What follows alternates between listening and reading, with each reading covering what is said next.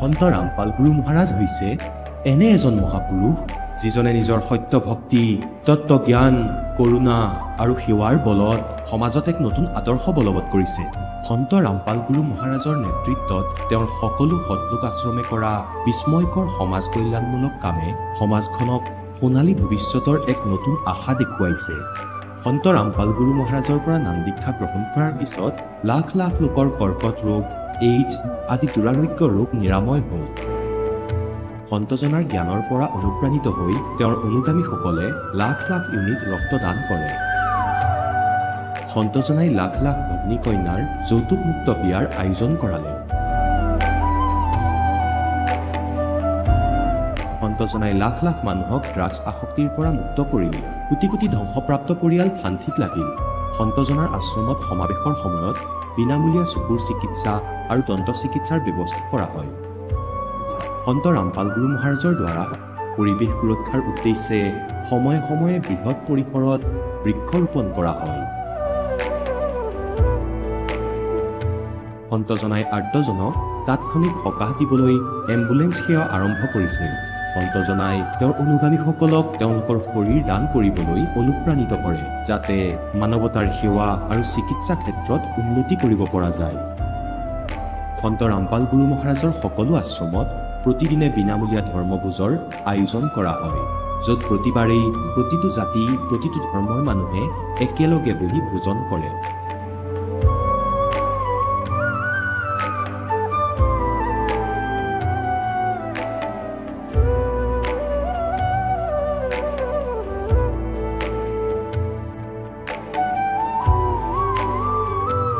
সন্ত ৰামপাল গুৰু মহাৰাজৰ আশ্ৰমত সহস্ৰাধিক বৃদ্ধ বৃদ্ধাই শ্ৰদ্ধা আৰু মৰমেৰে জীৱন যাপন কৰাৰ সুযোগ পায়। তেওঁলোকৰ থকা খোৱাৰ আৰু স্বাস্থ্যৰ সম্পূৰ্ণ দায়িত্ব সন্ত ৰামপাল গুৰু মহাৰাজে বহন কৰে। অনাথ শিশুৰ বাবে সন্ত ৰামপাল গুৰু মহাৰাজৰ সকলো আশ্ৰম বিশেষ বৰদানতকৈ কম নহয়, য'ত তেওঁলোকক শিক্ষা, সংস্কাৰ আৰু ভৱিষ্যতৰ বাবে উন্নত সুবিধা প্ৰদান কৰা হয়। বানপানী, ভূঁইকঁপ বা মহামাৰী যিয়েই নহওক, সন্ত ৰামপাল গুৰু মহাৰাজ আৰু তেওঁৰ অনুগামীসকল সদায় আৰ্তজনৰ বাবে আগ্ৰনোৱা হৈ থাকে। কোভিড মহামাৰীৰ সময়ত সন্ত ৰামপাল গুৰু মহাৰাজৰ আশ্ৰমৰ পৰা কোটি কোটি লোকক খাদ্য, ঔষধ আৰু জীৱন ৰক্ষক সামগ্ৰী যোগান ধৰা হৈছিল। দুখীয়াক সকাহ কৰাই হওক বা যিকোনো শোষিত বা নিপীড়িত শ্ৰেণীৰ অধিকাৰ আৰু মৰ্যাদাৰ বাবে যুঁজ দিয়াই হওক, সন্ত ৰামপাল গুৰু মহাৰাজে সদায় তেওঁলোকৰ সকলো ন্যায্য দাবী চৰকাৰৰ ওচৰলৈ লৈ গৈছে আৰু তেওঁলোকক উপযুক্ত ন্যায় প্ৰদানৰ ক্ষেত্ৰত গুৰুত্বপূৰ্ণ ভূমিকা পালন কৰি আহিছে।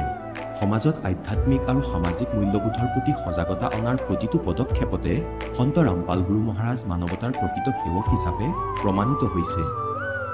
সন্ত ৰামপাল গুৰু মহাৰাজৰ জীৱনে আমাক শিকাইছে যে প্ৰকৃত সেৱা সেইটোহে যিটো নিস্বাৰ্থভাৱে কৰা হয়। আহক আমিও এই মহান সন্তজনৰ এই মহান সেৱাৰ কামত যোগ দিওঁ আৰু সন্ত ৰামপাল গুৰু মহাৰাজৰ পৰা নাম দীক্ষা লৈ আমাৰ জীৱন ধন্য কৰি তোলোঁ।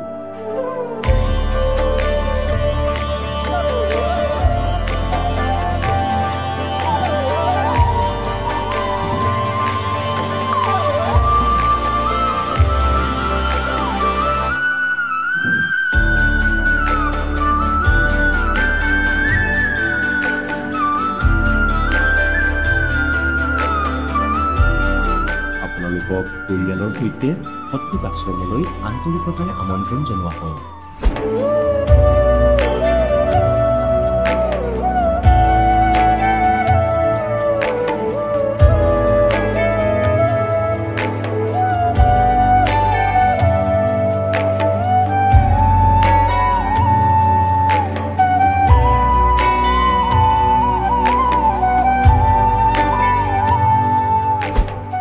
जब लग गुरु मिले ना साचा, तब लग गुरु करो 10 पाचा। गुरु সলনি কৰিব পাৰিনে? গুৰু সলনি কৰাটো পাপ নেকি? আধ্যাত্মিকতাৰ এই ক্ষেত্ৰত আচলতে সঠিক গুৰু কোন? গীতা শাস্ত্ৰত বৰ্ণিত তত্ত্বদৰ্শী সন্তজন কোন? এই সকলোবোৰ প্ৰশ্নৰ উত্তৰ জানিবলৈ নিশ্চয়কৈ শুনক জগতগুৰু তত্ত্বদৰ্শী সন্ত ৰামপাল গুৰু মহাৰাজৰ মংগল প্ৰবচন। নমস্কাৰ ছাৰ। নমস্কাৰ ছাৰ। পোনপ্ৰথমে ছাৰ আপোনাৰ শুভ নামটো জনাওকচোন। মোৰ নাম প্ৰণৱ শীল হয়। আপুনি কোন ঠাইৰ পৰা আহিছে? মই আহিছোঁ অসমৰ ছাগলীয়াৰ পৰা, আমাৰ গাঁৱটো হয়। সন্ত ৰামপাল গুৰুৰ মাজৰ পৰা আপুনি নাম দীক্ষা কেতিয়া লৈছিল? মই 2019-ৰ লাষ্টৰ পৰা নাম লৈছোঁ। তেখেতৰ পৰা নাম দীক্ষা লোৱাৰ আগতে আপুনি পৰম্পৰাগতভাৱে কিবা ভক্তি সাধনা কৰিছিলনে? হয় ছাৰ, আমাৰ যিমান হিন্দু ধৰ্মে আমাৰ দেৱী দেৱতা আছে, ব্ৰহ্মা বিষ্ণু মহেশ, শ্ৰীকৃষ্ণৰ ভক্তি সাধনা কৰিছিলোঁ। আৰু সেই সাধনাবিলাক আপুনি কেনেধৰণে কৰিছিল ছাৰ? মই এনেই কৰিছোঁ, যেনে আমাৰ সমাজৰ মানুহবিলাক যেনে কৰি থাকে, মানে কীৰ্তন কৰা, হৰে ৰাম হৰে কৃষ্ণ, এনেই আৰু কৰিছিলোঁ। আপুনি যিহেতু ছাৰ জনালে যে আপোনাৰ পৰিয়ালৰ লোকে যিদৰে সাধনা কৰিছিল সেইদৰে আপুনিও কৰি আছিলে, তেনে ক্ষেত্ৰত ছাৰ আপুনি সন্ত ৰামপাল গুৰুৰ মাজৰ শৰণলৈ কিয় আহিব লগা হ'ল? ছাৰজি, এটা মানে কথা আছিল, সেইটো মানে এই মানে মুছলমান ধৰ্ম এটা আছিল, একটা জাকিৰ নায়ক। তো জাকিৰ নায়কে কৈছে তোমাৰ মানে শ্ৰীকৃষ্ণ ভগৱান নহয়। মোৰ সেইটো কথাটো শুনি বহুত মানে বেয়া লাগিছে। মই তেতিয়া মানে শ্ৰীমদ ভাগৱত সুধাসাগৰ মই দেখিলোঁ, তো সুধাসাগৰত লেখা যে শ্ৰীকৃষ্ণ ভগৱান হয়। পিছত আপুনি সন্ত ৰামপাল গুৰুৰ মাজৰ পৰা নাম দীক্ষা কেনেকৈ ল'লে? লৈছোঁ যে কৈছে যে তোমাৰ এই আপোনাৰ যে এই জাকিৰ নায়ক আছিল, এই জাকিৰ নায়কৰ সেইটো সন্ত ৰামপাল মহাৰাজৰ মই ইউটিউবে মানে দেখি আছোঁ, আৰু এই মানে জাকিৰ নায়ক আৰু এই সন্ত ৰামপাল মহাৰাজৰ মানে হলো জ্ঞান চৰ্চা তো দেখি আছোঁ। মানে তেখেতে আৰু মানে কৈ আছে, সন্ত ৰামপাল মহাৰাজে কৈ আছে যে শ্ৰীকৃষ্ণ মাত্ৰ 3টা লোকেৰ ভগৱান হয়। আৰু পিছত আপুনি সেই যে জ্ঞান চৰ্চাটো জাকিৰ নায়ক লগতে সন্ত ৰামপাল গুৰুৰ মাজৰ যিটো জ্ঞান চৰ্চা আপুনি চালে ইউটিউবত, তাৰপিছত আপুনি তাত কি পালে, এনেকুৱা কি জ্ঞান প্ৰাপ্ত কৰিলে যাৰ দ্বাৰা নেকি আপুনি আপ্লুত হৈ সন্ত ৰামপাল গুৰুৰ মাজৰ শৰণ গ্ৰহণ কৰিলে? সেইটো ছাৰ মই মানে দেখি আছোঁ যে সন্ত ৰামপাল মহাৰাজৰ যিমান জ্ঞান আছে, আমাৰ বেদ গীতা পুৰাণ খুলি মানে গ'লেও দেখাইছে যে ব্ৰহ্মা বিষ্ণু মহেশৰ ওপৰত আৰু ভগৱান আছে। আৰু মই সেইটো মানে সেইটো দেখি মোৰ মানে ইমান চিন্তা মানে আহিল আৰু ভিতৰত, আৰু মানে ইয়াৰ পৰা আৰু আছে নেকি ভগৱান? তেন্তে হ'লে মই এই মানে সন্ত ৰামপাল মহাৰাজৰ সৎসংগ দেখিলে, তাৰপিছত মই দেখিলোঁ ইণ্টাৰভিউ এটা মানে কৈ আছে যে সন্ত ৰামপাল মহাৰাজ আহি মোক সতলোক লৈ গৈছে, স্বৰ্গলোক লৈ গৈছে। মোৰ সেইটো দেখি মই মানে চিন্তা কৰি আছোঁ, আৰে ইমান সাধু আহিছে সতলোক লৈ যায়, তেন্তে হ'লে মোৰো এটা ভিতৰত এটা মানে চিন্তা আহিলে যে ময়ো তালে মানে দীক্ষা নিয়ে ময়ো তালে এই সতলোক যাম। আৰু তো ইয়াৰ কাৰণে মই সন্ত ৰামপাল মহাৰাজৰ শৰণ লৈছোঁ মই। ছাৰ, আপুনি যিহেতু আপোনাৰ অনুভৱ দাঙি ধৰিলে যে আপুনি সন্ত ৰামপাল গুৰুৰ মাজৰ যেতিয়া শিষ্যসকলৰ অনুভৱ আপুনি ছ'চিয়েল মিডিয়া প্লেটফৰ্মত চালে, তাৰ দ্বাৰা প্ৰেৰিত হৈ আপুনি সন্ত ৰামপাল গুৰুৰ মাজৰ শৰণ গ্ৰহণ কৰিলে। আমি আপোনালোকৰ গুৰু সন্ত ৰামপাল গুৰুৰ মাজৰ শিষ্যসকলৰ যেতিয়া অনুভৱ চাওঁ, তেওঁলোকে নিজৰ অনুভৱ দাঙি ধৰে যে সন্ত ৰামপাল মহাৰাজৰ পৰা নাম দীক্ষা লোৱাৰ পিছতে বিভিন্ন প্ৰকাৰে লাভ পোৱা বুলি। আপুনি তেখেতৰ পৰা নাম দীক্ষা লোৱাৰ পিছত কেনেধৰণৰ লাভ পাইছে ছাৰ? ছাৰ, মই লাভ পাইছোঁ। মই তেন্তে হ'লে এক দিনৰ পৰা মই ঘৰৰ পৰা মানে সেইদিন মানে বৰষুণৰ মানে বতৰটো আছিল, আৰু মই ঘৰৰ পৰা এই দোকানৰ পৰা গৈ আছোঁ, আৰু তো পিছলি যাই মোৰ হাতৰ হাড়িখন ভাঙি গৈছিল। তো তাৰপিছত মই মানে ভাঙি যোৱাৰ পিছত মই গ'লোঁ গুৱাহাটীত। ডক্টৰে কৈছে আপোনাক অপাৰেশ্যন কৰিব লাগে। মই কৈছোঁ অপাৰেশ্যন কৰিলে বোলে কিমান টকা লাগিব? মানে গুৱাহাটীৰ পৰা কৈছোঁ 70,000 টকা লাগিব। মই কৈছোঁ মই গৰীব মানুহ মোৰ কাকতো টকাই নাই।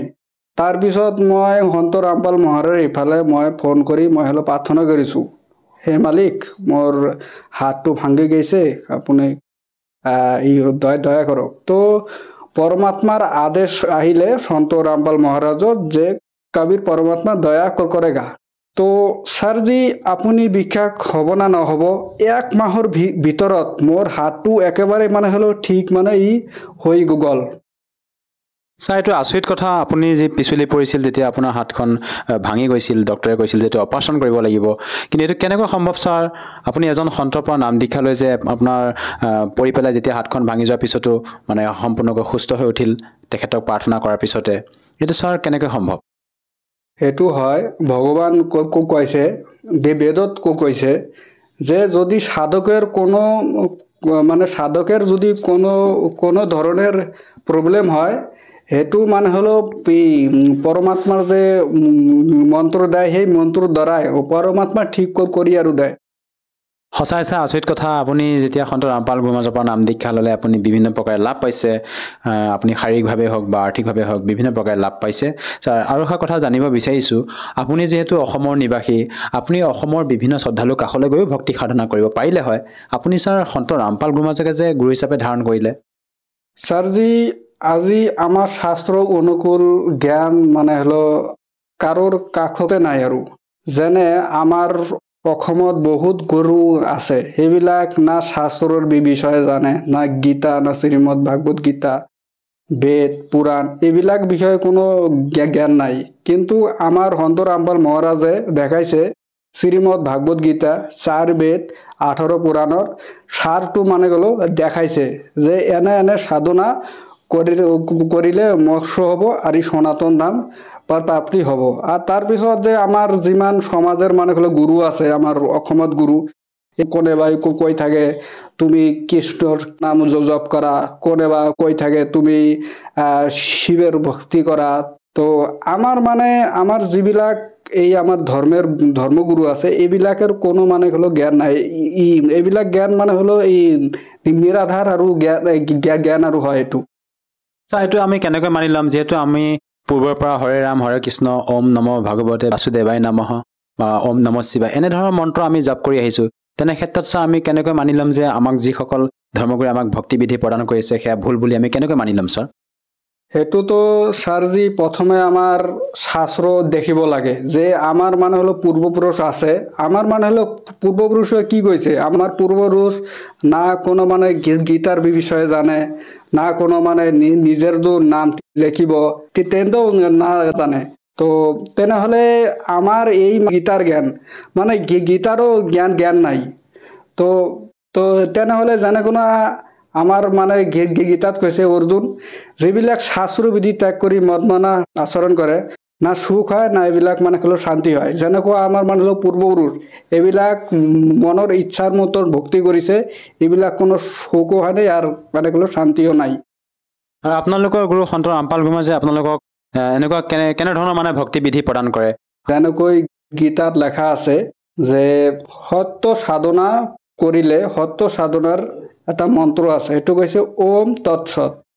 ওমটো হল ডাইরেক্ট এই মানে গুলো খর পুরুষের জপ, আর তৎ হল অক্ষর পুরুষ, আর সৎ হল এই পরম অক্ষর পুরুষের জপ।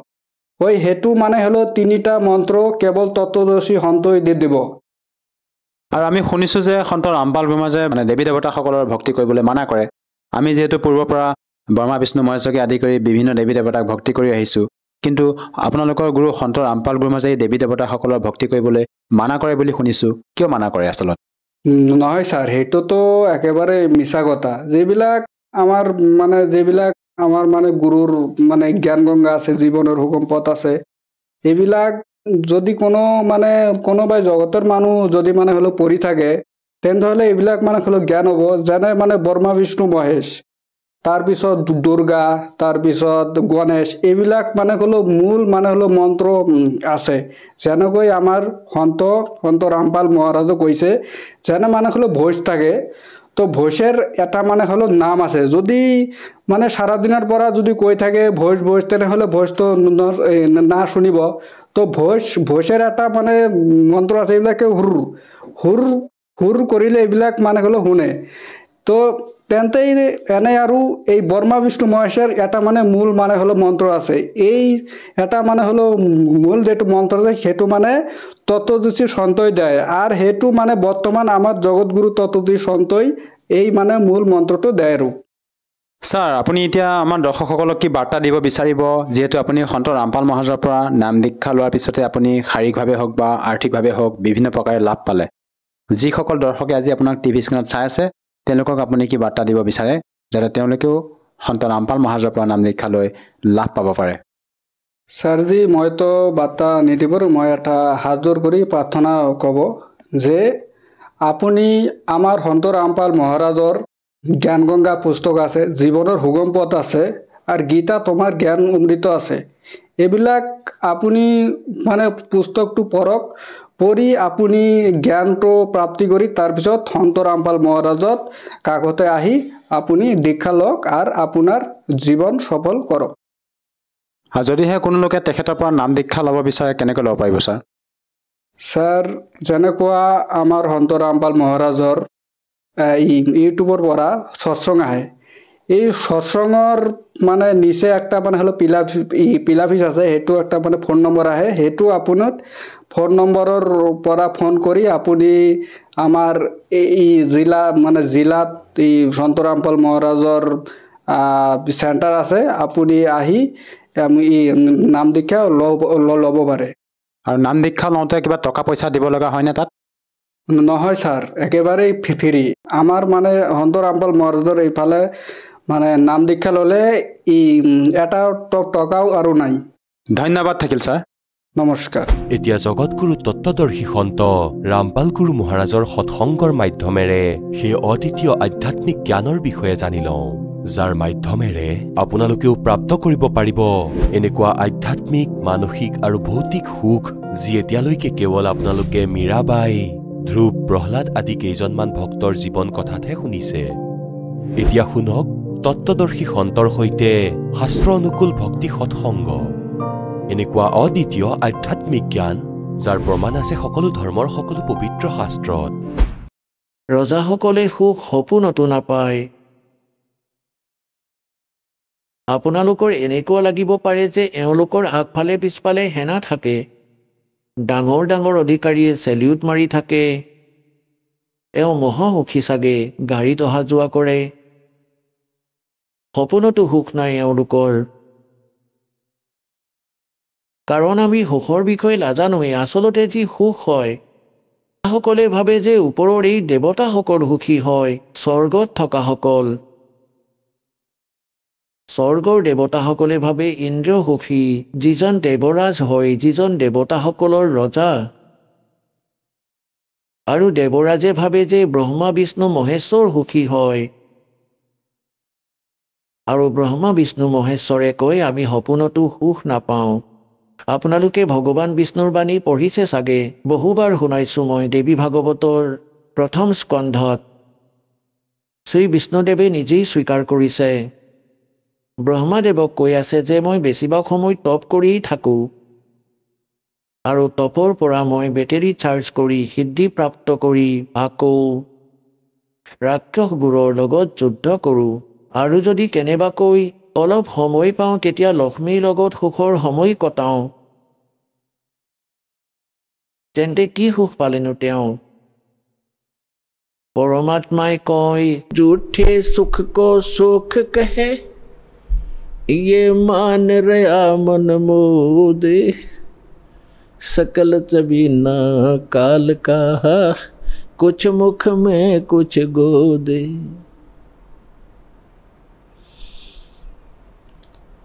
इस झूठे सुख को सुख कहे ये मान रहा मन मोद কোনবোৰ মিছা সুখক এজন ব্যক্তিয়ে কৈ আছিলে যে মোৰ এজনী কন্যাই জন্ম ল'লে জন্মৰ পৰাই ছোৱালীজনীৰ ভৰি এখন নাছিলে এয়া দেখি মোৰ ওপৰত পাহাৰ ভাঙি পৰিল সমস্যাৰ মহাদুখী হৈ গ'লোঁ মই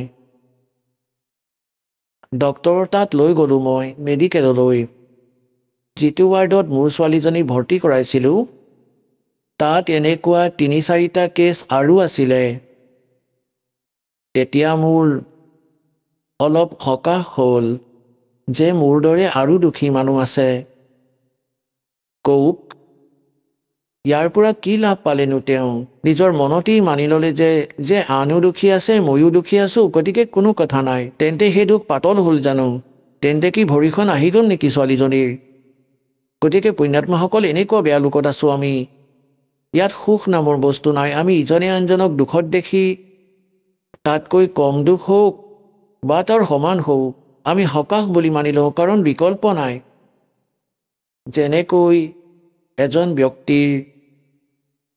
ব্যক্তিৰ 3টা পুত্ৰ আছিলে এটা পুত্ৰৰ মৃত্যু হৈ গ'ল বহুত দুখী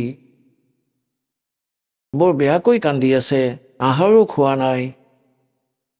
ক্ষোভ ব্যক্ত কৰা ব্যক্তিসকলৰ মাজত এনেকুৱা এজন ব্যক্তি আছিলে, তেওঁৰ এজনেই পুত্ৰ আছিলে, সিও মৃত্যুক প্ৰাপ্ত কৰিছিলে।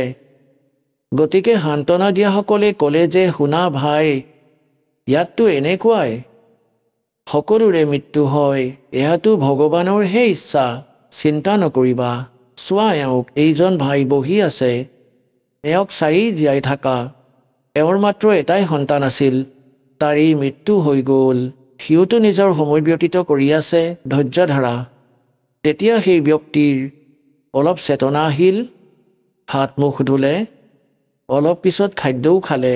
এতিয়া তেওঁ এইটো সুখ বুলি মানি ল'লে যে চোৱা, এই বেচেৰাজনৰ মাত্ৰ এজনেই পুত্ৰ আছিল আৰু সিও মৰিল, মৃত্যুক প্ৰাপ্ত কৰিলে। ভাগ্য ভাল, মোৰতো তিনিটা আছিলে, মোৰ এটাহে মৰিছে, দুটাটো বাচিয়ে আছে, তাকেই সুখ বুলি মানি ল'লে। তেন্তে সন্তানটো উভতি আহিলনে? तो यहाँ परमात्मा कहते हैं झूठे सुख को सुख है ये मान रहा मनमोद और सकल चबीना काल का कुछ मुख में कुछ गोद। परमात्मा मनोत पेलाई दिए भाई तन दर सुखिया कोई न देखा, जो देखा सो दुखिया हो, उदय अस्त की बात करते हैं, मन सबका किया विवेक का हो, सबका किया विवेक का हो। घाटे बाधे सब जग दुखिया, के गृहस्थी बैरागी हो, लाभ हानि से सब कोई दुखिया, के गृहस्थी बैरागी हो। सुख देव ने दुख के डर से गर्भ में माया त्यागी हो, गर्भ में माया त्यागी हो। तंदर सुखिया कोई न देखा, जो देखा सो दुखिया हो, उदय अस्त की बात करते हैं, मन सबका किया विवेक का हो, सबका किया विवेक का हो। भाई जंगम दुखिया जोगी दुखिया, तपस्वी को दुख दूना हो, जंगम दुखिया जोगी दुखिया, तपस्वी को दुख दूना हो।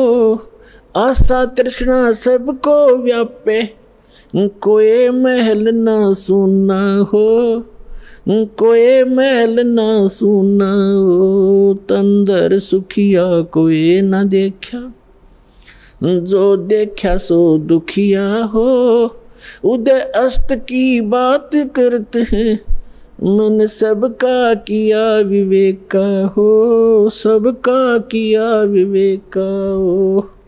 भाई साच कहूँ तो जग ना माने, पर झूठ कही ना जाई हो। साच कहूँ तो ये जग ना माने, पर झूठ कही ना जाई हो। ये ब्रह्मा विष्णु शिव जी दुखिया, जिन ये राह चलाई हो, जिन ये राह चलाई हो। तंदर सुखिया कोई न देखा, जो देखा सो दुखिया हो, उदय अस्त की बात करते हैं, मन सबका किया विवेक का हो, सबका किया विवेक का हो। सुरपति दुखिया भूपति दुखिया, रंग दुखी बपरीती हो। सुरपति दुखिया भूपति दुखिया, रंग दुखी बपरीती हो। कहें कबीर और सब दुखिया, एक संत सुखी मन जीती हो, संत सुखी मन जीती हो। तंदर सुखिया कोई न देखा, जो देखा सो दुखिया हो। उदय अस्त की बात करते हैं, मन सबका किया विवेक का हो, सबका किया विवेक का हो। सुरपति दुखिया भूपति दुखिया, रंग दुखी बपरीती हो। सुरपति दुखिया भूपति दुखिया, रंग दुखी बपरीती हो।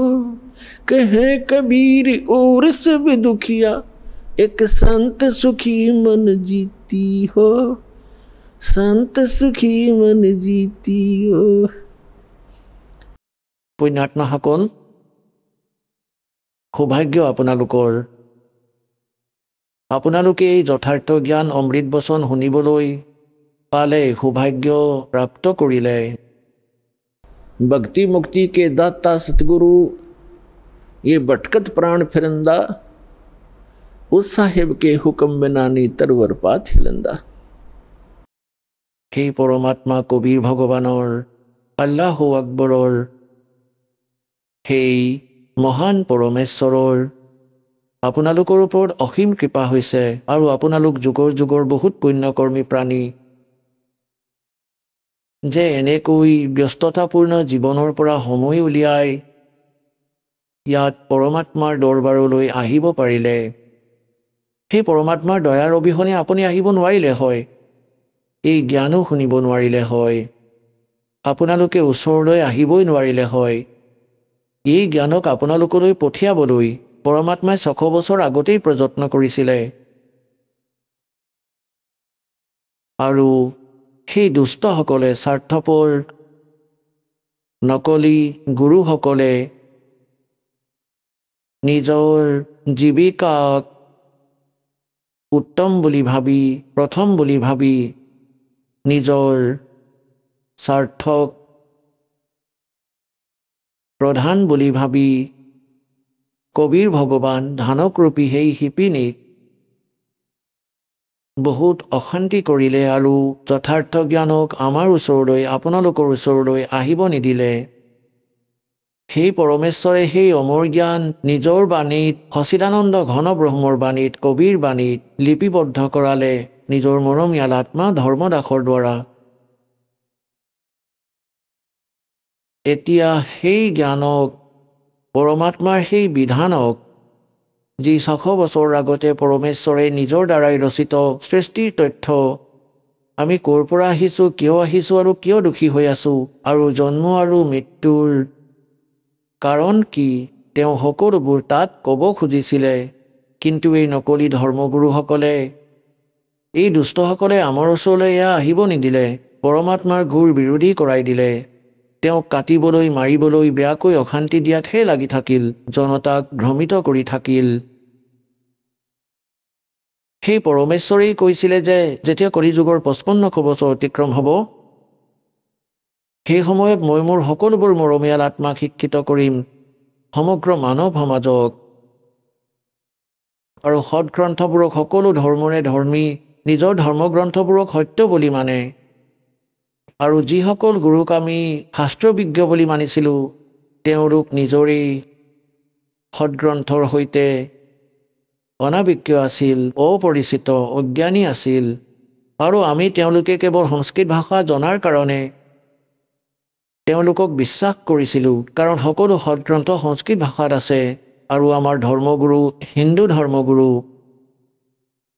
সংস্কৃত ভাষা পঢ়িছে তেওঁলোকে সৎগ্ৰন্থক চাগে ভালদৰেই জানে ঠিকেই কৈ আছে চাগে আৰু তেওঁলোকৰো কাম সিদ্ধ হৈ থাকিল সেই সময়ত যে কবিৰ শিপিনী হয় ধানক হয় আৰু সেই সময়ত সংস্কৃত পঢ়াৰ অধিকাৰ কেৱল ব্ৰাহ্মণ বৰ্গৰহে আছিলে গতিকে সাধাৰণ মানুহৰ এই আশংকা নহ'ল বিশ্বাস নহ'ল এই আশংকাই থাকিল যে কবিৰদেৱ অশিক্ষিত পৰমেশ্বৰ কবিৰদেৱ অশিক্ষিত তেওঁ মিছাই কৈ আছে চাগে সৎগ্ৰন্থবোৰৰ বিষয়ে কিয়নো সৎগ্ৰন্থ আমাৰ পবিত্ৰ বেদ শ্ৰীমদ ভাগৱত গীতা পবিত্ৰ পুৰাণ ইত্যাদি এই সকলোবোৰ সংস্কৃত ভাষাতেই লিপিবদ্ধ গতিকে পৰমাত্মাই এই সময়টো নিৰ্ধাৰিত কৰিছিলে নিজৰ মৰমীয়াল আত্মা ধৰ্মদাস দেৱক কৈছিলে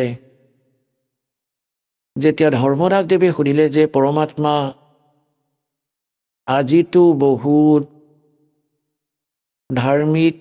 ধাৰ্মিক ব্যক্তি আছে এওঁলোকৰ ভিতৰত ধাৰ্মিকতা আছে বেয়াৰো ত্ৰুটি আছে অৰ্থাৎ কম আছে বেয়াও কম আছে অলপ আছে আৰু যেতিয়া 5500 বছৰ কলিযুগৰ পাৰ হ'ব অৰ্থাৎ আজিৰ পৰা প্ৰায় 500 বছৰৰ পিছত আৰু আপুনি কৈছে যে কলিযুগৰ মানুহৰ বৃত্তি একেবাৰে তল পৰি যাব, তেওঁলোকৰ বিচাৰ মলিন হৈ যাব, চৰিত্ৰও বেয়া থাকিব, অবিশ্বাসী বহুত বেছি হৈ যাব। তেতিয়া কেনেকৈ বুজাব মোৰ মালিক? তেতিয়া পৰমেশ্বৰে কৈছিলে যে সেই সময়ত পোনপ্ৰথমে মই সিহঁতক শিক্ষিত কৰাম। পৰমাত্মা কবিৰ দেৱে কয়, ये सब खेल हमारे किए, हमसे मिले सुनिश्चय जिए। আৰু যেতিয়া এওঁলোক শিক্ষিত হৈ যাব তেতিয়া মোৰ দাসক পঠিয়াম। তেতিয়াতো কৈছিলে মই স্বয়ঙেই যাম আৰু সেই সদগ্ৰন্থবোৰৰ গূঢ় ৰহস্যবোৰক জনসাধাৰণক কম। যিহেতু স্বয়ং নাহিলে সেইবাবে দাসক পঠিয়ালে পুণ্যাত্মাসকল, সেই পৰম পিতাই।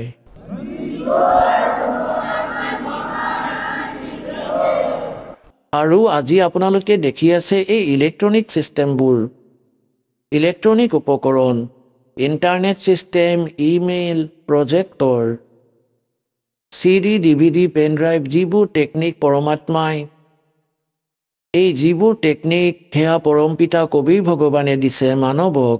এয়া মানৱ স্তৰৰ চিন্তা নহয়, সঁচা বুলি মানি লোৱা। যদি এয়া মানুহে ভাবিব পাৰিলে হয় তেন্তে প্ৰায় 40 লাখ বৰ্ষ, 40 লাখ বৰ্ষটো এই চতুৰ যুগৰ পাৰ হ'ল আৰু আজিলৈকে এই টেকনিক উপলব্ধ নহ'ল।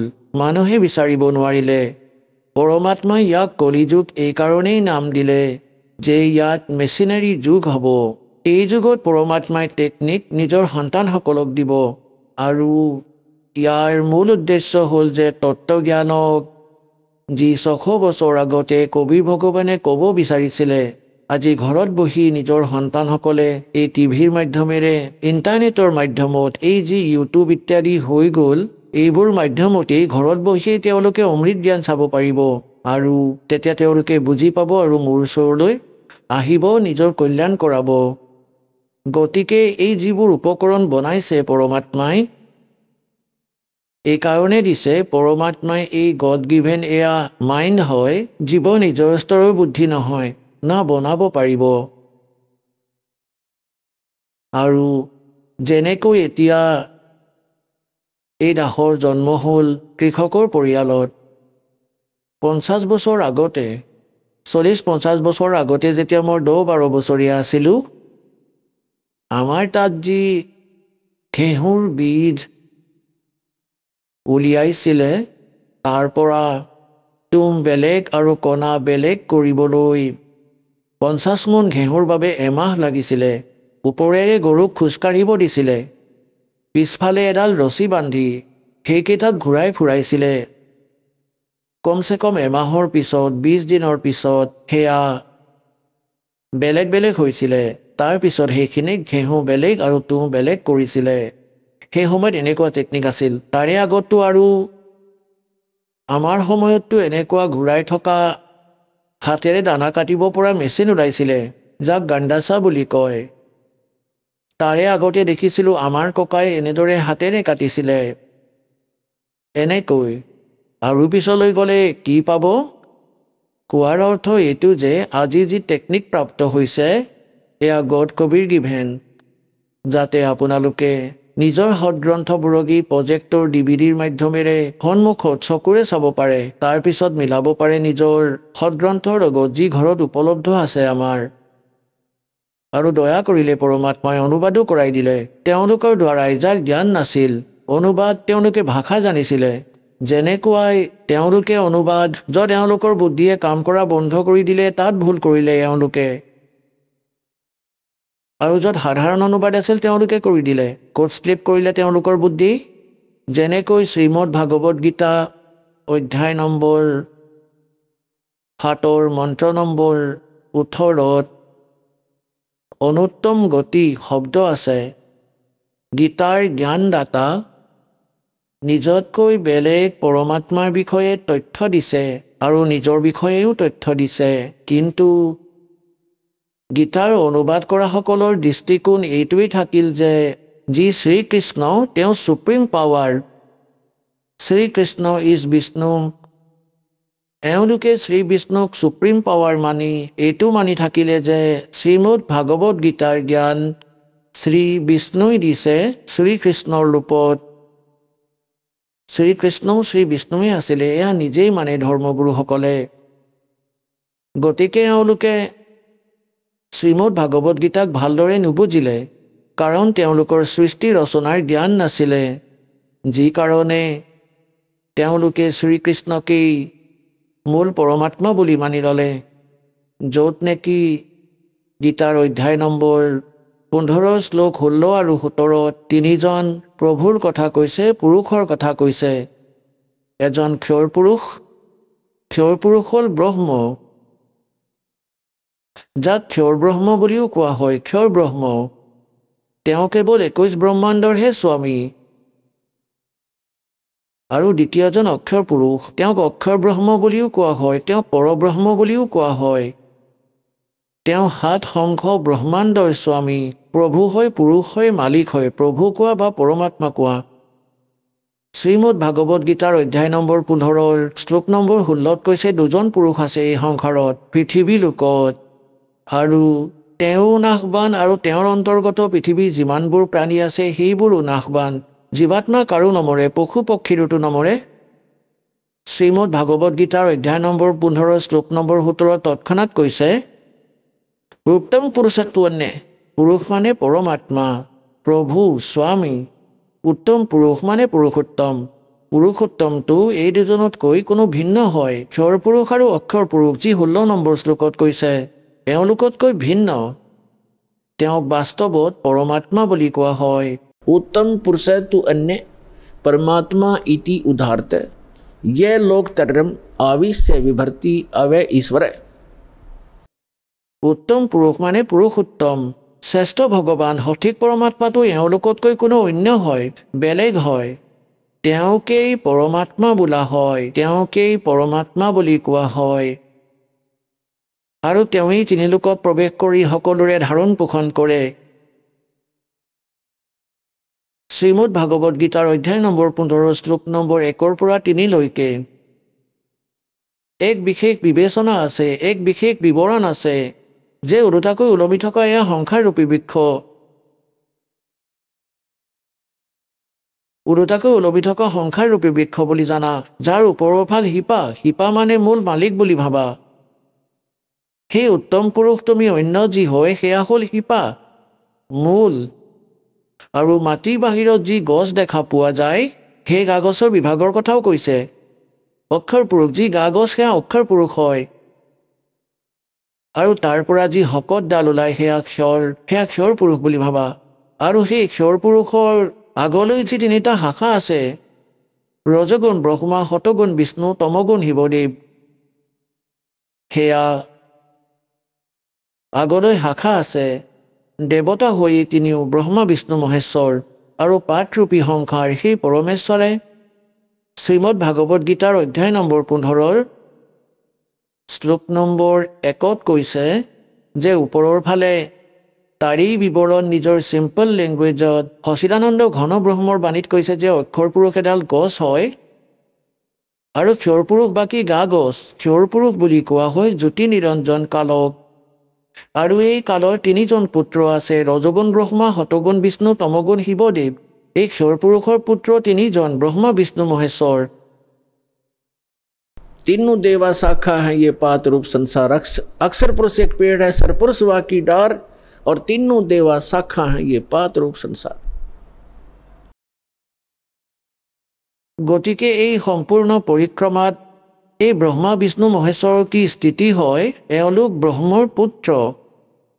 আৰু এই ব্ৰহ্মা, বিষ্ণু, মহেশ্বৰৰ মাতৃ দুৰ্গা অষ্টাংগী দেৱী। গতিকে বিষ্ণুদেৱ কোন হয়? বিষ্ণুদেৱ এখন ব্ৰহ্মাণ্ডৰ এটা বিভাগৰ বিভাগীয় মন্ত্ৰী, শতগুণ বিভাগৰ। আৰু এওঁলোক 3জন ভাই ককাই, তিনিওৰে বেলেগ বেলেগ বিভাগ আছে।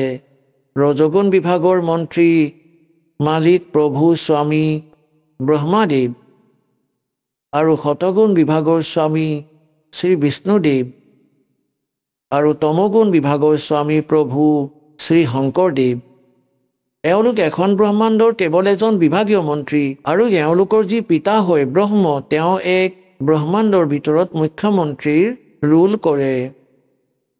এনেকুৱা 21খন ব্ৰহ্মাণ্ড আছে ক্ষৰ পুৰুষৰ, যাক জ্যোতিস্বৰূপী নিৰঞ্জন কাল বুলিও কোৱা হয়, যাৰ লোকত আমি আছো। আকৌ আহিল অক্ষৰ পুৰুষ।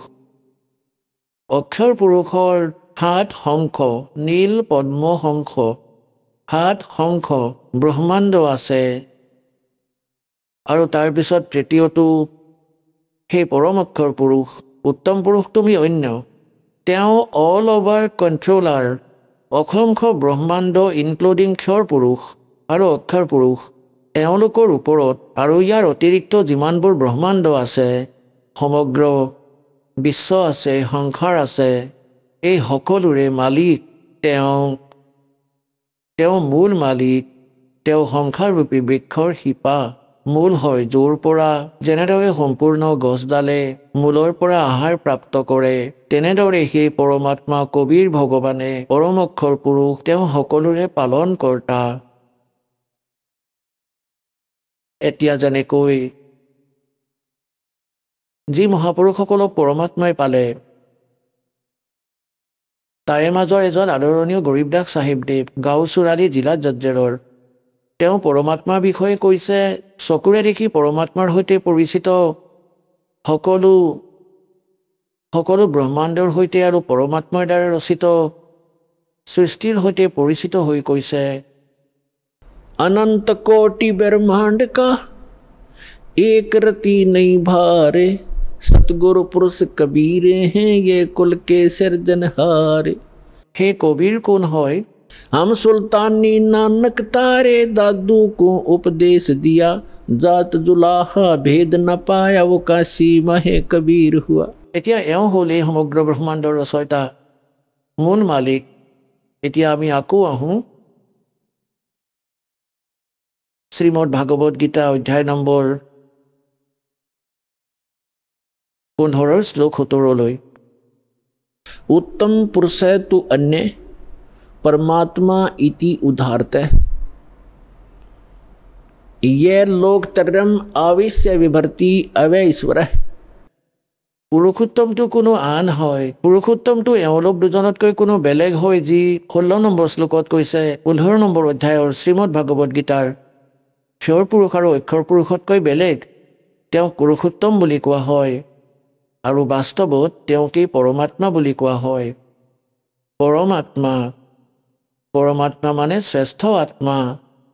পৰমাত্মা তেওঁৱেই হয় যিয়ে কাকো দুখ নিদিয়ে, কোনো পুত্ৰ পুত্ৰীৰ মৃত্যু হ'ব নিদিয়ে, কেঞ্চাৰ নিদিয়ে, কোনো ৰোগ যুক্ত নকৰে, দুখ নিদিয়ে।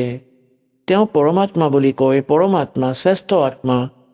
আৰু যি ইয়াত আমি দেখি আছোঁ চিকিৎসালয়, কোনো হস্পিটেললৈ গৈ চাওক, হাহাকাৰ লাগি আছে। আৰু ঘৰে ঘৰে গৈ চাওক, কোনোবা কিবা ৰোগত দুখী, কাৰোবাৰ ভৰি কটা গৈছে, কাৰোবাৰ হাত কাটিছে, কাৰোবাৰ চকু বেয়া হৈছে, কোনোবা পেৰালাইচিছত ভুগি আছে। গতিকে আমি যি লোকত আছোঁ সেয়া পৰমাত্মাৰ লোক হ'ব পাৰে জানো? এয়াতো কচাই আত্মাৰ লোক হয়, এই কালৰ লোক হয় য'ত আমি আছোঁ। এয়া কবিৰ ভগৱানে আহি কৈছে। আৰু যিসকল মহাপুৰুষক পৰমাত্মাই সত্যলোকলৈ লৈ গৈছে, নিজৰ সুখময় স্থানলৈ, তাৰপিছত তেওঁলোকক প্ৰমাণ বনাই, সাক্ষী বনাই ইয়াত এৰিলে, তেওঁলোকেও সেইটোৱেই কৈছে যে এই লোক ঠিক নহয়, এটা স্থান আৰু আছে, যলৈ যোৱাৰ পিছত জীৱ আৰু এই লেতেৰা লোকলৈ কেতিয়াও উভতি নাহে। আৰু তাত কোনো দুখ নাই, তাত বৃদ্ধাৱস্থা নাই, তাত মৃত্যু নাই। এতিয়া শ্ৰীমদ ভাগৱত গীতাৰ অধ্যায় নম্বৰ 15 শ্লোক নম্বৰ 17 কৈছে যে उत्तम पुरुष तु अन्य परमात्मा इति उदाहरते, और ये लोक तरम आविश्य विभर्ति अवैश्वर। যিয়ে তিনিও লোকত প্ৰৱেশ কৰি সেই শ্ৰেষ্ঠ পৰমাত্মা, যি ক্ষৰ পুৰুষ আৰু অক্ষৰ পুৰুষতকৈ অন্য, তেওঁ সংসাৰৰূপী বৃক্ষৰ মূল হয়, শিপা হয়, ঊৰ্ধ্ব মূলম অধে শাখম। আৰু ওপৰৰ ফালে যি শিপা আছে সেয়া পৰম অক্ষৰ ব্ৰহ্ম। और ये लोक तरम अविश्य विभर्ति, যিয়ে তিনিও লোকত প্ৰৱেশ কৰি সকলোৰে ধাৰণ পোষণ কৰে। সমগ্ৰ গছডালে মূলৰ পৰাই লালন পালন আহাৰ পায়, মূলৰ পৰাই লালন পালন হয়। গতিকে যি মূল হয় সেয়া ওপৰৰ পৰমাত্মা। যি হত লোকত থাকে তেওঁ অক্ষৰ পুৰুষ, পৰম অক্ষৰ পুৰুষ। যি সৰ্বসৃষ্টিৰ ৰচয়িতা, সৰ্ব উৎপাদক প্ৰভু, কবিৰ হয় যি কাশীত শিপিৰীৰ ৰূপত আহিছিলে। সেই পৰমাত্মাই বিধান বনাই এৰি দিছে। সেই বিধান অনুসৰি যিয়ে চলিব তেওঁ যেনেকুৱাই ইয়াৰ যি কৰ্তব্য লাভ হয় সেই অনুসাৰে তেওঁ পাই থাকিব। সেই প্ৰকাৰে তেওঁৰ জন্ম মৃত্যুও হৈ থাকিব। আৰু এই জন্ম মৃত্যুৰ পৰা বাচিবলৈ যি বিধান বনাইছে, যিয়ে ইয়াক মানিব, যিয়ে এপ্লিকেবল কৰিব, তেওঁৰ জন্ম মৃত্যু শেষ হ'ব। গতিকে জন্ম মৃত্যুৰ পৰা বচাৰ বিধান আমি প্ৰাপ্ত কৰা নাছিলোঁ। পৰমাত্মাই 600 বছৰ আগতে ক'ব বিচাৰিছিলে, কিন্তু আমি অশিক্ষিত হোৱাৰ কাৰণে আমি বঞ্চিত হ'লোঁ। তাৰি পূৰ্তি কৰিবলৈ পৰমাত্মাই এতিয়াৰ সময় দিছিলে, নিৰ্ধাৰিত কৰিছিলে। এতিয়া যি প্ৰসংগ চলি আছে, এতিয়া ইয়াত বহুত ব্যক্তিয়ে শ্ৰদ্ধালৈ আপোনাক ভ্ৰমিত কৰি দিয়ে যে শ্ৰীমদ ভাগৱত গীতাৰ অধ্যায় নম্বৰ 15 শ্লোক নম্বৰ 18 গীতাৰ জ্ঞানদাতাই কয় যে মই লোকবেদৰ আধাৰত মই পুৰুষোত্তম ৰূপে প্ৰসিদ্ধ। গতিকে তেওঁলোকে ভ্ৰমিত কৰে যে ৰামপালে ইনকমপ্লিট জ্ঞান দিয়ে। 17 নম্বৰ শ্লোকলৈকেহে কয়, 18টো কিয় নকয়? যে তাততো কৈছেই মই পুৰুষোত্তম হয়। যদি তাক 18 নম্বৰ শ্লোকক আমি ফাইনেল বুলি মানো, তেন্তে 17 নম্বৰটো ভুল। কাৰণ গীতাৰ জ্ঞানদাতাইতো এয়া কৈছে যে পুৰুষোত্তমটো এওঁলোক দুজনতকৈ কোনো আন হয়।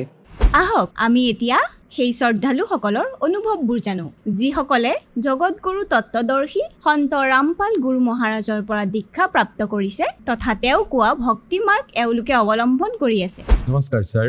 নমস্কাৰ ছাৰ, আপোনাৰ নাম কি? মোৰ নাম অমিত কুমাৰ খালখো। অমিত, আপুনি ক'ৰ পৰা আহিছে? মই কুনকুৰি জজপুৰ জিলা ছত্তীশগড়ৰ পৰা। অমিত, আপুনি সন্ত ৰামপালদেৱ মহাৰাজৰ পৰা নাম দীক্ষা কেতিয়া ল'লে? মই 5 ছেপ্টেম্বৰ 2013ত লৈছিলোঁ। সন্ত ৰামপালদেৱ মহাৰাজৰ পৰা নাম দীক্ষা লোৱাৰ আগতে আপুনি কোনো ভক্তি সাধনাও কৰিছিলনে? ছাৰ, সন্ত ৰামপালদেৱ মহাৰাজৰ ভক্তি সাধনাৰ আগতে মই ইছাই ধৰ্মত আছিলোঁ।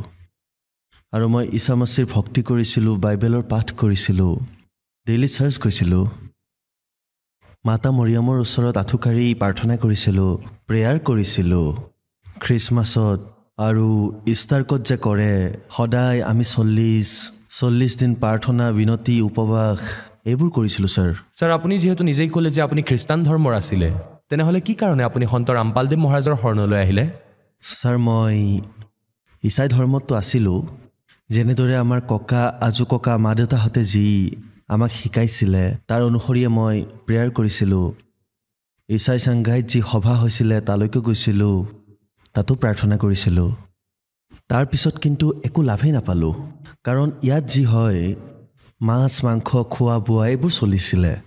তাৰ পৰা কি হয়, পৰিয়ালত হাই কাজিয়া, আৰু তাৰোপৰি মোৰ ভাই ভনী আছে, তেওঁলোকৰ ওপৰত এইবোৰে বেয়া প্ৰভাৱ পেলায়। একো নিয়ম মৰ্যাদা নাছিলেই।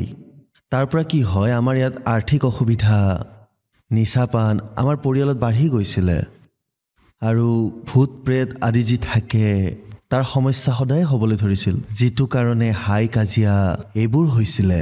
ছাৰ, আমাৰ ইয়াত কি হয় যে যি কাৰ্যক্ৰম হয় তাতে কি হয় যে মাছ, হাৰিয়া এক প্ৰকাৰৰ নিচা চাউলেৰে বনায়, সেয়া দিয়াটো এক নিয়মেই আছিল। আৰু এই যি মদ, এয়া খোৱাটো এক প্ৰকাৰৰ জৰুৰীয়ে হয়, যি কাৰণত ইয়াৰ বাবে হাই কাজিয়াটো হয়েই। আৰু তাতে কি হয় যে যদি এয়া নকৰে তেন্তে সমাজৰ পৰা বহিষ্কৃত কৰি দিয়ে, যাৰ কাৰণত এইটো বহুত জৰুৰী হৈ পৰিছিল। আৰু তাৰপিছত মই প্ৰতিদিনে চাৰ্চ যেনেকৈ যাওঁ, তাতে এটা কথা কৈছিল যে এটা পাপ স্বীকাৰ কাৰ্য থাকে, য'ত আপুনি পাপৰ কথা ক'ব লাগে ফাদাৰৰ সন্মুখত। আপুনি যেতিয়া সেয়া কয় তাৰপিছত আপোনাৰ সেই পাপ ক্ষমা হৈ যায়, এনেকৈ কোৱা হয়। মই সদায় পাপ স্বীকাৰ কৰিছিলোঁ। পৰমেশ্বৰে আপোনালোকক ক্ষমা কৰিব বুলি কৈ সেই কাৰ্য কৰোৱা হৈছিলে। ৰাতিপুৱা গধূলিৰ যি প্ৰাৰ্থনা যি হৈছিলে সেয়া মই নিতৌ কৰিছিলোঁ। মোৰ যি কষ্ট সেয়া কম হোৱা নাছিলে। আৰু এইবোৰ কৰি কৰি মই বহুত চিন্তাত পৰিছিলোঁ। মা দেউতায়ো নিচা কৰিছিলে আৰু নিচা কৰাৰ বাবে তেওঁলোক প্ৰায়ে চেতনাহীন হৈ থাকিছিল আৰু গাঁৱত মোৰ ঘৰৰ ওচৰৰ পাজৰৰ মানুহখিনিয়ে আমাক দেখি প্ৰায় হাঁহিছিলে কৈছিলে যে এওঁলোকৰতো ভৱিষ্যতত একোৱেই নহ'ব সদায় এনেকৈ থাকিব কিন্তু তেওঁলোকেতো সেইবোৰ মন কাণে দিয়া নাছিল মই সমাজত সদায় এইটো কথাই কৈছিলোঁ যে নিচাৰ পৰা দূৰ থকা কিন্তু তেওঁলোকে এইবোৰ কথা শুনাই নাছিলে ফাদাৰৰ ওচৰলৈ গ'লোঁ তেওঁক প্ৰাৰ্থনা কৰিলোঁ যে ফাদাৰ আচলতে মিছন স্কুলত পঢ়া শুনা কৰিছিলোঁ তাত সদায় ভাল শিক্ষাই দিয়ে সমাজত কেনেকৈ জীয়াই থাকিব লাগে তাৰ বিষয়ে সকলোকে কয় কিন্তু বৰ্তমানৰ সমাজখনৰ পৰিস্থিতি এনেকুৱা হৈ গৈছে যে আমিতো মদ খাবই লাগিব মাংস খাবই লাগিব এতিয়া এনেকুৱা পৰিস্থিতিত আমি কেনেকৈ থাকিম কেনেকৈ আগবাঢ়িম আমাকতো সেই একেই মাংস বনাবলৈ শিকাইছে মদ খাবলৈ শিকাইছে তেন্তে আমাৰতো স্থিতি একেবাৰে বেয়া হৈ যাব আগৰ দৰে মোৰ ককা আজু ককাৰ দৰে তেওঁলোকক আপুনিয়ে উঠাইছে তাৰপিছত আমাৰ এই শিক্ষাৰ অৰ্থনো কি সমাজত যেতিয়া ক'লোঁ একো ন্যায় নিদিলে ক'লে যে তুমি এতিয়া ডেকা ল'ৰা তুমি কি জানানো সমাজৰ বিষয়ে যদি তুমি থাকিব বিচাৰিছা তেন্তে সমাজৰ নিয়মৰ মতে থাকিব লাগিব আৰু যদি নাথাকা বহিষ্কাৰ কৰা হ'ব এইবোৰৰ কাৰণেই মই ভাগৰি চিন্তিত হৈ যাওঁ এতিয়া কি কৰোঁ মই ইফালে ইফালে গ'লোঁ সাধুৰ ওচৰলৈ গ'লোঁ তেওঁলোকে কিবা ডম্বৰু বনালে ভূত প্ৰেত সাধনা এইবোৰ কৰি নাৰিকল আদি বস্তু আঁৰি দিছিলে কিন্তু তথাপিও কোনো নিৰাকৰণ নহৈছিল আৰু তাৰপিছত মোক এটা ঠাইত স্থানত এয়া ক'লে যে ৰাছাপুৰীত তাত আপুনি গুৰু বনালে তাত মন্ত্ৰ সাধনা কৰিলে তেতিয়া আপুনি লাভপ্ৰাপ্ত কৰিব তেতিয়া মই সেয়াও কৰিলোঁ গুৰুৰ পৰা মই সেয়া লৈ ল'লোঁ নাম দিলে তাৰপিছত মই তেওঁৰো সেইবোৰ কৰিব ধৰিলোঁ চাৰ্চলৈ গৈ আছিলোঁ কোনো কথা নাই চাৰ্চলৈ গ'লে যোৱা কিন্তু নাম জপ কৰি থকা কোনো কথা নাই এয়া কৰাৰ পিছত ভূত প্ৰেতটো আঁতৰিল কিন্তু স্থিতি আগৰ দৰেই থাকিল নিচা আঁতৰি নগ'ল আৰু শেষত মই চিন্তিত হৈ ইফালে সিফালে ভ্ৰমি ফুৰি মই হাৰি গ'লোঁ তেতিয়া মই শেষত সন্ত ৰামপালদেৱ মহাৰাজৰ চৰণলৈ গ'লোঁ এজন ভগতৰ মাধ্যমেৰে ছাৰ মই সতলোক আশ্ৰম বৰবালালৈ গ'লোঁ আৰু সন্ত ৰামপালদেৱ মহাৰাজৰ পৰা নাম দীক্ষা ল'লোঁ ছাৰ সন্ত ৰামপালদেৱ মহাৰাজৰ পৰা নাম দীক্ষা লোৱাৰ পিছত আপুনি কি লাভ পালে ছাৰ লাভ বহুত পালোঁ যেতিয়াই মই নাম উপদেশ লৈ ঘৰলৈ উভতিলোঁ তেওঁ দিয়া এই ভক্তি সাধনাবোৰ কৰিব ধৰিলোঁ ছাৰ এবছৰে হোৱা নাছিলে মাত্ৰ 2-3 মাহতেই মোৰ আভ্যন্তৰীণ লাভটো হ'লেই মোৰ সম্পূৰ্ণ পৰিয়ালেই সলনি হৈ গ'ল ছাৰ আৰু ভূত প্ৰেতৰ যি বাধা আছিলে সেয়া আঁতৰিব ধৰিলে আৰ্থিক স্থিতিও ভাল হৈ গ'ল যেনেকৈ মা দেউতাই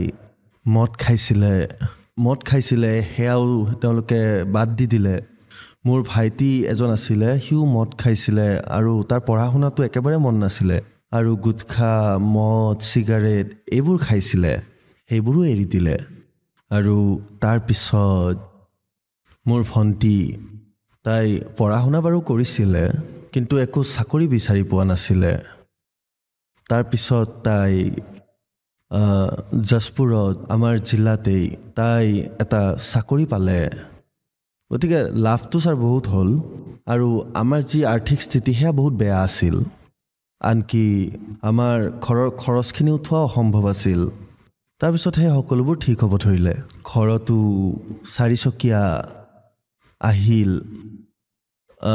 তাৰপিছত মটৰ চাইকেলো লোৱা হ'ল গতিকে লাভটো ছাৰ এনেকুৱা বহুতেই হ'ল এতিয়াতো মই যিমানে কওঁ সিমানে কম হয় ছাৰ ভূত প্ৰেতৰ বাধা যেতিয়া মই আৰু মোৰ ভণ্টি হোষ্টেলত আছিলোঁ মিছন স্কুলত আমি পঢ়িছিলোঁ আৰু তেতিয়া হঠাতে কেতিয়াবা প্ৰেত আহি গৈছিল আৰু আহি মোৰ একেবাৰে সন্মুখত থিয় হৈ গৈছিলে মোৰ একেবাৰে সংজ্ঞা নোহোৱা হৈ গৈছিল আৰু তাৰপিছত মই কৈছিলোঁ যে মই এজনী বগা কাপোৰ পিন্ধা মহিলা দেখা পাইছিলোঁ তাৰপিছত মই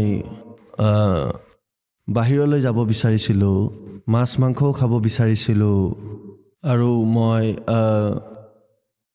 আগলৈ গৈ কাৰোবাক মাৰিবলৈ মন কৰিছিলোঁ যেন বলি দিবলৈ মন যায় এই প্ৰকাৰে মোক সদায় প্ৰেত আত্মাবোৰে অসুবিধা দিছিলে গতিকে প্ৰেত বাধাই এনেকৈ মাজে মাজে মোক এটেক কৰাৰ বাবে মোৰ মা দেউতাই মোক হোষ্টেলৰ পৰা লৈ আহি মোক ঘৰলৈ লৈ গ'ল আৰু ঘৰত সাধু বেদ আদিৰ দ্বাৰা পূজা পাঠ কৰোৱাইছিলে। তথাপিও মোৰ যি এই শান্তি মই পোৱা নাছিলোঁ।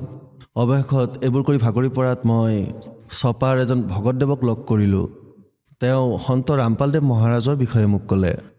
সেই সময়ত মই জ্ঞানৰ কথা ইমান শুনিব বিচৰা নাছিলোঁ। কেৱল মই ঠিক হ'ব বিচাৰিছিলোঁ, সুস্থ হ'ব বিচাৰিছিলোঁ। মই গুচি গ'লোঁ। জ্ঞানৰ কথা একেবাৰে নাভাবি নিচিন্তি মই গুচি গ'লোঁ, কাৰণ মই ঠিক হ'ব বিচাৰিছিলোঁ। গতিকে তেতিয়া মই এই সকলোবোৰ কথা শুনি মই হতলোক আশ্ৰম বৰবালালৈ তালৈ মোক লৈ গ'ল আৰু তাতে গুৰুদেৱৰ পৰা নাম দীক্ষা লোৱাৰ পিছত মই ঠিক হ'লোঁ। ছাৰ দেখা গৈছে যে সন্ত ৰামপালদেৱ মহাৰাজে আধ্যাত্মিক জ্ঞানৰ ক্ৰান্তি আনিছে, মানুহক সুখী কৰি তুলিছে, আৰু য'ত মেডিকেল ছায়েন্স ফেইল হৈ গৈছে তাত সন্ত ৰামপালদেৱ মহাৰাজে নিজৰ শ্ৰদ্ধালুসকলক সুস্থ কৰি আছে। ছাৰ, দৰ্শকসকলে অতি বেছিকৈ সোধা প্ৰশ্নটো হৈছে যে খ্ৰীষ্টান ধৰ্ম, ইছলাম ধৰ্ম আৰু বহুতো ধৰ্মৰ মানুহে সন্ত ৰামপালদেৱ মহাৰাজৰ সৈতে জড়িত হ'ব ধৰিছে। যেনেদৰে আপুনি খ্ৰীষ্টান ধৰ্মৰ আৰু আপুনি সন্ত ৰামপালদেৱ মহাৰাজৰ পৰা নাম দীক্ষা ল'লে, তেন্তে সন্ত ৰামপালদেৱ মহাৰাজৰ পৰা নাম দীক্ষা লৈ আপুনি কি হিন্দু ধৰ্মলৈ পৰিৱৰ্তন হ'ল নেকি? হয়, সন্ত ৰামপালদেৱ মহাৰাজে এই যে ধৰ্ম পৰিৱৰ্তন কৰোৱা হয় বুলি কোৱা হয়, সেয়া নকৰাইছিলে। তেওঁ সন্ত ৰামপালদেৱ মহাৰাজ তেওঁ এয়া কৈছিলে যে জীৱ আমাৰ জাতি, মানৱ ধৰ্ম আমাৰ হিন্দু, মুছলিম, শিখ, ইছাই কোনো ধৰ্ম বেলেগ নহয়। অৰ্থাৎ ছাৰ এনেকুৱা যে সন্ত ৰামপালদেৱ মহাৰাজ যি আমাৰ সৎগ্ৰন্থ আছে তাৰ অনুসৰিয়ে ভক্তিবিধি যি আছে, সত্য যি বিধি আছে তাৰ অনুসৰি তেওঁ সাধনাৰ কথা কয়। ছাৰ, যেনে ধৰক সন্ত ৰামপালদেৱ মহাৰাজে কয় যে পৰমাত্মা আৰু যি পিতা তেওঁ সাকাৰ, কিন্তু এই বাইবেলত যি লিখা আছে তেওঁ সাকাৰ বুলি, কিন্তু মানুহে কয় যে পৰমাত্মা সেই পিতা তেওঁতো নিৰাকাৰ হয়। বাইবেলত লিখা আছে যে তেওঁ 6 দিনত সৃষ্টি ৰচনা কৰিলে আৰু 7ম দিনত গৈ বহি বিশ্ৰাম কৰিলে। সেই পৰমেশ্বৰ আকাশত বিৰাজমান হৈ থাকে, আৰু আমাৰ ইয়াত এওঁলোকেতো তেওঁক নিৰাকাৰ বুলি কয়। গতিকে এয়া ছাৰ একেবাৰে অশুদ্ধ হয়। তেওঁৰ অনুসৰিতো একো মনাই হোৱা নাই। য'ত নেকি তাত এয়াও লিখা আছে তেওঁ আমাৰ এই পৃথিৱীত বিজুলীৰ গতিৰ দৰে তীব্ৰ গতিৰে আহে আৰু ইয়াত মানুহক আহি নিজে উপদেশ দিয়ে, এয়াও বাইবেলত লিখা আছে। কিন্তু এই যি মানুহ আছে তেওঁলোকে এই কথাটোক কয় যে তেওঁ নিৰাকাৰ হয় বুলি। তেওঁ সাকাৰ ৰূপত একেবাৰে ইয়াত আহিব নোৱাৰে। তেওঁৰ স্তুতি কৰক। আৰু সন্ত ৰামপালদেৱ মহাৰাজ যি আছে কাৰোৰে ধৰ্ম পৰিৱৰ্তনো নকৰাই, না তেওঁ হিন্দু বনায়, তেওঁ এই বাইবেলত আৰু যিবোৰ সৎগ্ৰন্থত আছে তাৰ অনুসৰি তাত থকা সমূহ সত্যকেই আমাক দেখুৱাই আৰু তাৰ অনুসৰি ভক্তি সাধনাৰ কথা কয়। ছাৰ, সন্ত ৰামপালদেৱ মহাৰাজৰ পৰা নাম দীক্ষা লোৱাৰ পিছত আপুনি বহুতো লাভ প্ৰাপ্ত কৰিলে। এতিয়া আপুনি কৈছে যে আপুনি খ্ৰীষ্টান ধৰ্মৰ, গতিকে সেইসকলক আপুনি কি ক'ব বিচাৰিব? মই তেওঁলোকক এইটোৱে ক'ব বিচাৰোঁ যে আপোনালোকে সন্ত ৰামপালদেৱ মহাৰাজৰ টিভি চেনেলত যি সৎসংগ আহে সেয়া চাওক আপোনালোকে, আৰু জীৱনৰ সুগম পথ যি পুস্তক আছে য'ত কেনেকৈ জীয়াই থাকিব লাগে, কেনেকৈ ভক্তি কৰিব লাগে, সেইখন আপোনালোকে পঢ়ক। আৰু পঢ়াৰ পিছত আমাৰ সৎগ্ৰন্থবোৰক নিজে চাওক, বুজক। হলি বুকছ, বাইবেল আৰু যিমানবোৰ ইছাই ধৰ্মত যি কিতাপ, ধাৰ্মিক পুস্তক আছে সেইবোৰ পঢ়ক আৰু মিলাই চাওক। আৰু সেয়া মিলাই চোৱাৰ পিছত আপোনালোকক কোৱা ধৰণেই ভক্তি কৰক। ছাৰ, সন্ত ৰামপালদেৱ মহাৰাজৰ পৰা নাম দীক্ষা কেনেকৈ ল'ব পাৰি? সন্ত ৰামপালদেৱ মহাৰাজৰ বিভিন্ন চেনেলত যি সৎসংগ আহে, তাত যি হালধীয়া শাৰী আহে, তাৰ নম্বৰত ফোন কৰি আপোনালোকে নাম দীক্ষা ল'ব পাৰে। ধন্যবাদ। ধন্যবাদ।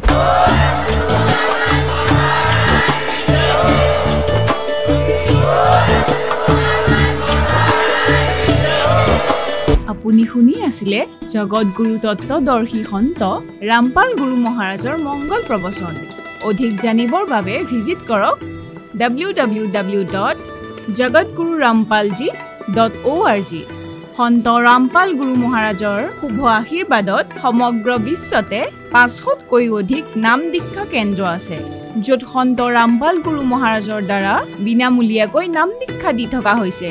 আপোনাৰ ওচৰৰ নাম দীক্ষা কেন্দ্ৰৰ ঠিকনা জানিবলৈ সম্পৰ্ক কৰক 7082208528।